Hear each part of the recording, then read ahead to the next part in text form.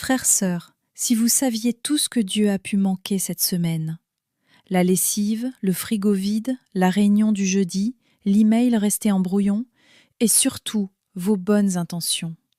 Mais lui, il était là, sous un arbre, devant la tente, comme chez Abraham. Et il a attendu. Et comme souvent, il est reparti, sans bruit, sans drame, parce qu'il n'a trouvé personne à la porte. À Mambré, Abraham est assis à l'entrée de la tente. Il fait chaud. Il ne se passe rien. Et c'est là que Dieu passe. Et Abraham, à 99 ans, il fait quoi? Il court. Il court vers Dieu. Il prépare à manger. Il sert. Il veille debout pendant que les autres mangent. Pas pour se montrer, pas pour mériter, pour aimer.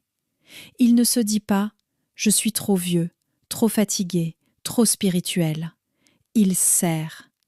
Et c'est là que Dieu lui dit « je reviendrai, et Sarah ta femme aura un fils ».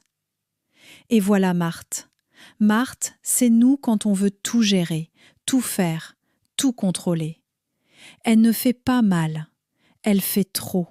Elle veut servir Dieu, mais elle veut aussi qu'on le voie. Et Marie, elle, ne fait rien. Elle s'assoit, elle écoute. Et Jésus ne dit pas que Marthe a tort. Il dit « tu t'agites, tu veux tout mener, même ta sœur, même Dieu ».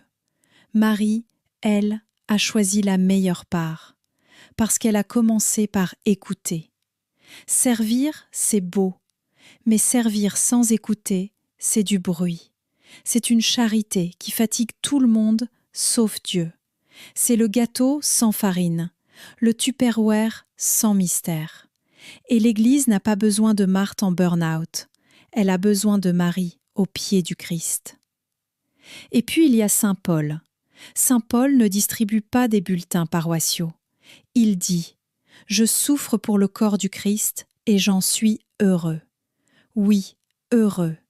Il ne s'auto-consacre pas ministre de l'organisation. Il unit sa vie à celle du crucifié. Et c'est ça, la fécondité.